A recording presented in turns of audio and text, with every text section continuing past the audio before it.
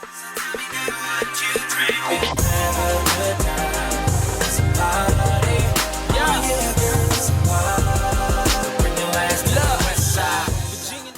up, y'all? I'm J.Max. Welcome back to my channel. This is J.Max Reax, and today I'm watching a video that says the real truth about industry plants. This is by Mike the Snare. Let's see what was said. Plants aren't real. And industry plants aren't real either. The phrase has spread like wildfire over the past few years, and it's been used to discredit and dismiss artists who suddenly explode into mainstream culture. And while the underlying systemic issues people point to when they talk about plants, bigotry, nepotism, labor exploitation, are very real, to then point the blame at random musicians would be missing the forest for the plants. Like any coherent concept, the phrase industry plant is used inconsistently with no real regard for what it actually means. Absolutely. The most commonly accepted definition is this: an industry plant is an artist who presents themselves as independent or self-made, but who actually has the resources of some larger power, i.e. a label, backing them. Usually these musicians get placed on major playlists, or Genius Verified videos, or XXL freshman lists, or even the Billboard Hot 100 very early on in their careers. For example, in recent months you may have heard a song by the artist Gayle called ABCDEFU. It first got huge on TikTok. In fact, the song's inception was a random comment on one of her videos asking for song ideas. What a beautiful and pure thing, except it wasn't. Some super sleuth found that the user who left that comment shared the name of a marketing director at Atlantic Records where Gayle was signed. Gayle? More like gall, because she had the gall to do something so heinous. So that's the most accepted definition of a plant, but people have used the term for a myriad of situations, such as someone with the backing of a label. Okay, so any artist on a label is a plant? I'm so glad we can finally call out industry plants like Frank Zappa and The Shags. Someone who is signed to a label before their artistic voice is fully formed. I understand what this is getting at as it pertains to young artists being signed to predatory label contracts, but at the same time, you know that finding your creative voice is a lifelong thing, right? Exactly. Think of your favorite artist, chances are they moved on from what they first started out doing. Right. Someone who had pre-existing connections through their family. Okay, so this isn't an industry plant, but it is something that's common in entertainment. Nepotism. Thank you. Sometimes when I look into the backgrounds of popular musicians, I find that they had a leg up by sheer virtue of having parents who knew somebody, or even parents with a ton of money. Billie Eilish has been labeled an industry plant for this exact reason. Her parents and brother had previously established careers in entertainment, and some use that info to discredit her music. Is it unfair that she had those connections? Yeah. Sure. No. But nepotism and the Actually, general no. concept of networking are a thing in basically every industry. Right. Knowing the right people matters as much as the construct of talent. The world is not a meritocracy, and life can be unfair. These are all statements that many of us would say we agree with, but may not truly want to believe because it would stink. Now that we've defined what an industry plant would be and wouldn't be, let's ask, why are we even talking about this? The phrase industry plant was coined on hip-hop forums in the early 2010s. Nearly every up-and-coming rapper was deemed a plant. From Post Malone, to Cardi B, to Russ, to Chance the Rapper. Wait, Chance the Rapper was called a plant? Really? Look, guys, I get that the big day was a disappointment, but that doesn't mean acid rap and 10 Day don't exist. Sorry, I'm getting off track. However, we can actually trace the idea of an industry plant back several decades. The concept of inauthenticity in music has been present ever since the mid-20th century, when artists were blasted for taking a paycheck over holding on to their artistic integrity. And as the music landscape grew over the later half of the 20th century, several new genres were formed as a haven from popular music. Punk, hip-hop, alternative rock. Each was considered as a response to music that was perceived as manufactured and soulless. Each was created out of lower income communities, and they did not take kindly to those who came off as inauthentic or who claimed to understand their community's struggles but really had no clue. But in recent years, authenticity has mattered more and more in pop, and the inauthenticity levied against this kind of artists is now finding new life under a new name. An industry plant is to Gen Z what a sellout was to Gen X. Authenticity is a unique thing for music. We don't ask for it as much from writers, video game developers, actors. When I catch the new Batman movie, I don't believe Robert Pattinson is actually a caped crusader,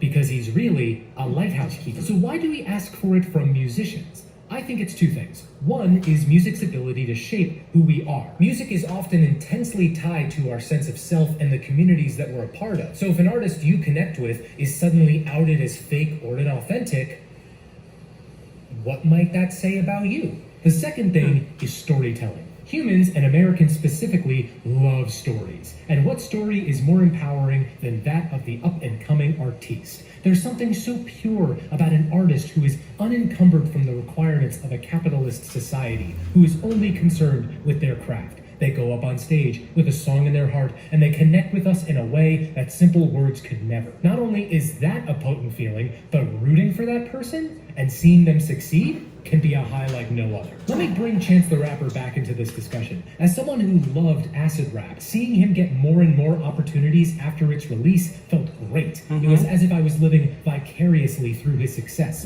But of course, there's a flip side to that coin. If some release down the road is subpar, then you also feel their failure. And if you don't buy into the story to begin with, then all that success might seem suspicious. True. But, and this might be getting really philosophical, isn't music in and of itself inauthentic? Think again about that scenario I laid out. A person goes up on a stage and tries to communicate a complex emotion using the intentional placement and spacing of specific frequencies in relation to time. And maybe they'll commit said intentional placement to a recording medium so that it can be heard even when it's not being organically performed. Musicians will literally do all that instead of going to therapy. To create and perform music is to some extent an act. And if the artist is able to communicate the intended emotion, then does it really matter if the specifics are pretend? Did Johnny Cash really need to shoot a man down in Reno? Did Freddie Mercury really need to tell his mama that he killed a man? Did Vanilla Ice really need to stop, collaborate, and listen? Of course, all of that is tied to the music itself, and when people talk about industry plants, they're usually more focused on the artist's branding and perceived oversaturation. The context surrounding music matters just as much as the music itself,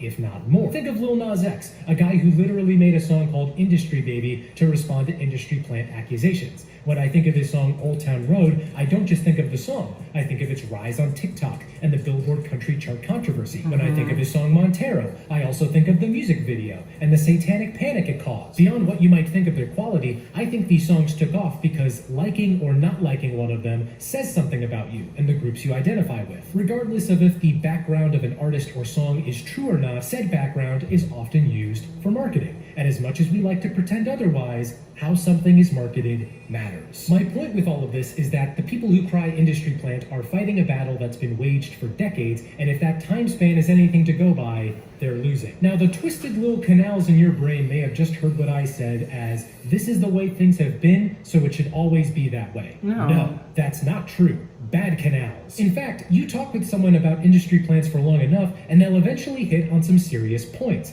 The exploitation of young artists by large corporate labels, the prioritization of profit over people, the undercurrent of sexism and bigotry that reflects in who is and isn't pushed to a wider audience. Those are real things. Those are real issues that the music industry has been plagued by for decades, and work should be done to minimize or even erase those issues. But instead of focusing on the big picture, some will turn to a theory that explains an event or set of circumstances as the result of a secret plot by usually powerful conspirators.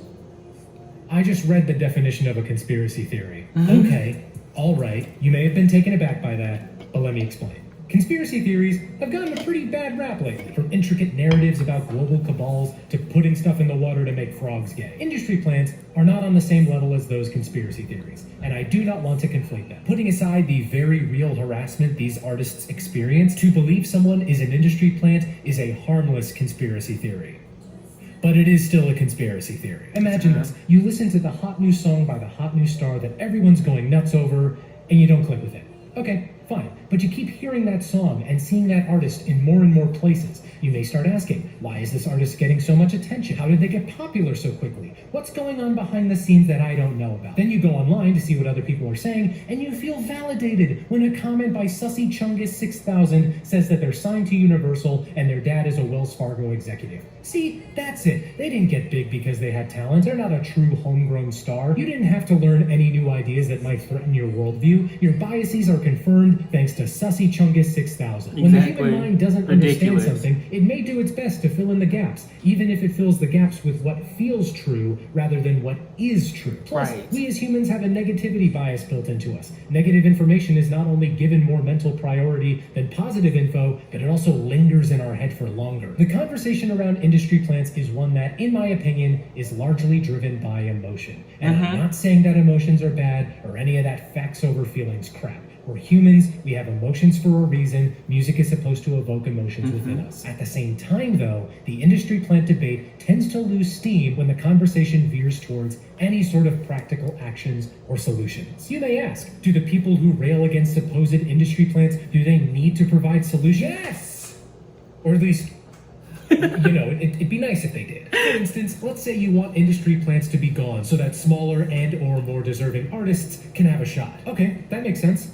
Who decides who is more deserving? Currently it's labels, sure, but in this new scenario, who decides? Is it you? What if I disagree with you on who deserves a shot? What if we as a collective cannot agree on who deserves or doesn't deserve a shot? Or what about when it comes to how an up-and-coming artist gets their shot? Small artists need venues to be discovered and given a spotlight. I agree with you there. But what if that spotlight happens to be a Genius video or an XXL list? I thought the artists there were industry plants, right? I've also been wondering, the artists who are accused of being industry plants, why are they all women and or people of color? Why are they all women and or people of color? Why are they all women and or people of color? What's up with that? The only exception I could find was Post Malone. And Jack Harlow now, unfortunately. Critical, honestly. We're fed up with a system that devalues the work of underrepresented groups, so we respond by devaluing the work of underrepresented groups. Look, there are a ton of reasons to be frustrated with the music industry and the issues that have been within it for years. That frustration is valid, but oftentimes it seems like the term industry plant is used to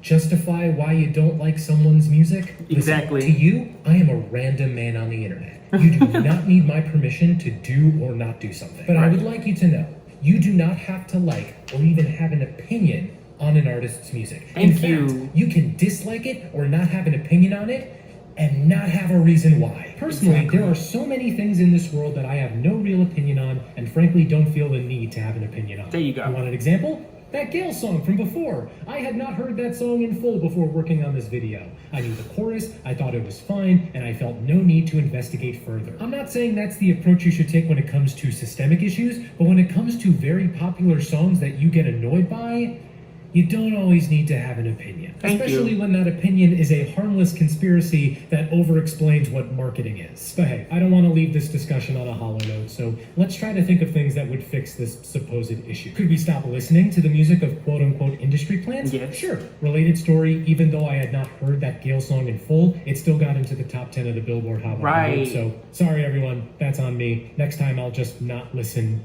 harder. We can seek out and listen to voices and groups who work to reform the music industry's larger problems. I've left a few organizations in the description if you'd like to learn more. We can be more open about the myth of the artist and acknowledge that many popular artists today were able to dedicate time to their craft because they didn't have to worry about money or food. Doesn't mean they're untalented, doesn't mean they're undeserving. It's just good to be open about that sort of thing. The sooner we can be rid of the toxic myth that an artist must sacrifice their emotional and physical well-being for their art, the better. Reducing the importance of nepotism and connections is nice in concept, but where do you start in tackling the innate human desire to work with those you know well and trust? I've also seen some say it'd be nice if those who benefit from nepotism and connections publicly acknowledged it, and yeah, that would be nice, but I don't think it's likely because of, again, human nature. It's survivor bias. When someone is born into extremely fortunate circumstances, be it a wealthy or well-connected family or just sheer luck, they're more likely to believe their success is due to just hard work and skill. I think the biggest thing we can do, though, is talk about how the concept of an industry plant and that tension between art and commerce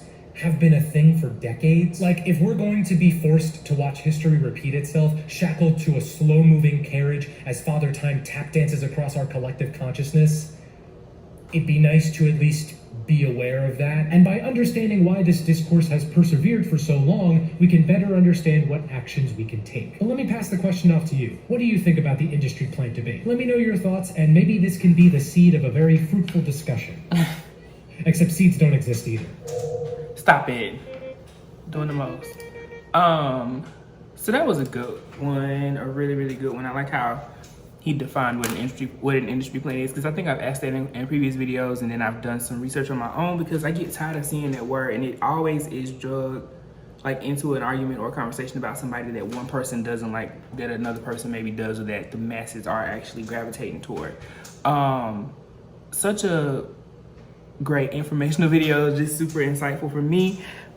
Just to just thinking about like the different points that they're in there, like the nepotism and networking of families and things of that nature. They don't have to explain to you their connections. Sometimes people don't explain the connections to you because they have worked, you know, even within the connections. I think we've seen enough shows like Growing Up Hip Hop and all these other shows where the kids are actively working towards something, and the parents may have helped them with a connection or two, but the parents are not funding it. They, you know, they're not investing in it. Sometimes they do, but not always. There are people that come from, you know, families with money that don't utilize any of those connections. They go out there and grind and figure it out. They don't have to use those connections, but if they need to, they can. You know what I mean? So I think it's all perspective. It's all different sided. It's all different ways to look at it. When I think about this industry playing argument in general, I think about the last 2 videos I watched on Jack Harlow. I didn't release them. I think I might even deleted them because I got to going on this tangent, but he explained it very well in this video. There are artists that some of us are true fans of that we have watched go from point A to point B. We've seen them kind of become commercial and they, you know, fail a little bit. We don't blame the artist, we blame the label because we know what happens when they make it to a certain point. They have these different pressures. They have these different things being put at them. The key thing a lot of people in this generation forget is that there's this thing called a contract with obligations in it. Well, they don't have to do anything they don't want to do. They signed a fucking contract. Somebody told them to do it. They got to do it so they can get a check, and more than anything so they can hopefully get out of the contract. Well, they can just break the contract. No, then they get blackballed, and then people like you not gonna support it when they start making the music that you actually like again. You know what I mean? So it's all, again, perspective, different sides to it. But the Jack Harlow one is the one that I've been seeing the most, and I'm just like pissed off by it because I was a fan before Ghost or was popping, and damn, what's the new one? First Class. And I'm not disagreeing that maybe the newest album isn't the best of his work, but when people call him industry plant and he blew up overnight, that discredits the time that he put in from being this awkward little kid at 10, 12, whatever, rapping in the park with his friends to get to where he is. He worked his ass off. Him and so many other ones that you all call industry plants. Some of them do get it overnight, but then some of them then take that time, like he said, once they have the resources to really create a solid development plan to become an artist that is fruitful and substantive. Some people don't. Some people do not. But again, it's perspective. I don't get mad that Olivia Rodrigo is everywhere. I don't listen to her music, but I know the world loves her. You know what I mean? And I think we're the same way with Lil Nas X. Some people don't like it, but it's everywhere because there's a core base that is loving it. You know what I mean? It's not always payola and you know, that kind of thing. Sometimes it really is just enough people in the world love it that it's that big. You know, it doesn't have to be taken so literal and so serious and so deeply. It doesn't have to be explored as in-depthly as people try to do it. But I love watching people on Twitter get mad and do these little think pieces. And I'd be like, do I come mad? And then I'm like, no, because of what he said in the video as well. Like, you know, just not having an opinion on things, that's how you protect your peace. And you can do that with some systemic issues as well. It's like, you know what, I got my feelings and opinions on it. If I'm asked, I might explain it. If I don't feel like I want to do that, I don't have to do that because I'm not gonna argue with people who are so narrow-minded and believe that what they believe is the only way something can, should, and, you know, is in the world. Yeah. So I got the little rambling there, but I was trying to like deep dive and unpack what I just watched.